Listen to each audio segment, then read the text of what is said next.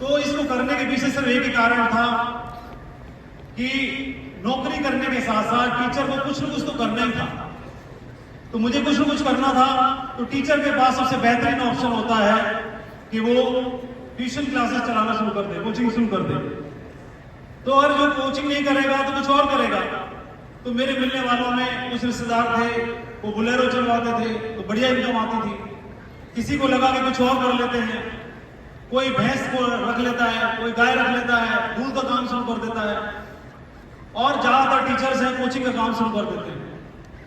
तो नौकरी करते करते मुझे कोचिंग करनी थी, ट्यूशन पढ़ाना था और एक्स्ट्रा इनकम करनी थी। ये बिजनेस प्लान आया और मुझे लगा कि मैं ट्यूशन तो 5 साल बाद भी पढ़ा सकता हूँ, 4 साल बाद भी पढ़ा सकता हूँ, लेकिन ये काम अगर 5 साल करके देख लेता हूँ, ठीक है तो हो गया तो बढ़िया है, नहीं तो कोई बात नहीं। और दोस्तों शुरुआत मैंने इस बिजनेस के साथ में किया अपनी नौकरी को करते हुए। पहले 5 साल में बिजनेस में मैं काफी ऊपर उठा, उसके बाद फिर डाउन आया, फिर ऊपर गया, फिर डाउन आया। 10 साल मैं ऊपर और नीचे होता रहा और 10 साल के बाद इस बिजनेस के माध्यम से मुझे परमानेंट स्टेबिलिटी आई। 2003 में मैंने इस बिजनेस की शुरुआत की थी। मुझे इस बिजनेस में 2025 में 22 साल पूरे हो गए। एक ही कंपनी के साथ काम करने की शुरुआत की थी। इस बिजनेस की पावर मैं बताना चाहता हूँ। 2020, 21 और 22 3 साल बहुत खराब निकले पूरी दुनिया के लिए। उन 3 सालों में जहां सब कुछ स्टक हो चुका था, डायरेक्ट सेलिंग की वजह से मुझे मेरे अकाउंट में 5 करोड़ रुपए ट्रांसफर हुए। उन 3 सालों के दरमियान में ये बिजनेस की पावर है। पहले 5 साल मैंने बिजनेस को पार्ट टाइम किया, नौकरी करते करते, क्योंकि हर आदमी बिजनेस में आएगा तो दाल रोटी के लिए तो नहीं आता। मैं नौकरी में था, दाल रोटी की भगवान ने व्यवस्था बहुत अच्छी कर दी थी, दाल रोटी के लिए मैं इसमें नहीं आया। मुझे इसमें कुछ बिजनेस प्लान दिखाया गया, सपने दिखाए गए, और उस सपनों की वजह से मैं बिजनेस में आया।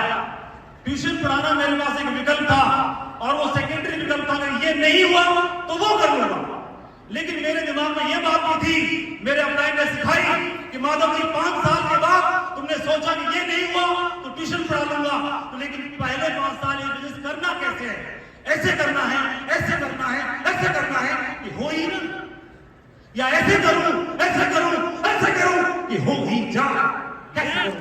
ये बात मेरे अपलाइन ने सिखाई और पहले 5 साल मैंने टूट के समझ के बिजनेस को किया।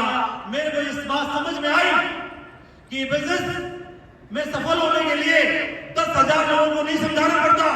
इस बिजनेस में सफल होने के लिए 10,000 बार खुद को समझाना पड़ता है, बिजनेस में सफल होना है। मैंने इस बिजनेस में एक बात समझी मेरे बिजनेस में कि जब तक आपको यहां से भरोसा ना हो, बिजनेस खुद भरोसा करने का है, दूसरों को समझाने का नहीं है। जब तक खुद को भरोसा ना हो, जितने सवाल करने हैं, जितने डॉक्यूमेंट देखने हैं, जो देखना है देखो, जहां जाना है जाओ, जो समझना है समझो, जिससे मिलना मिलो। जब तक यहां से भरोसा ना हो, किसी को फंसाना मत, और जिस दिन यहां से भरोसा हो जाए किसी को छोड़ना मत। ये अपने को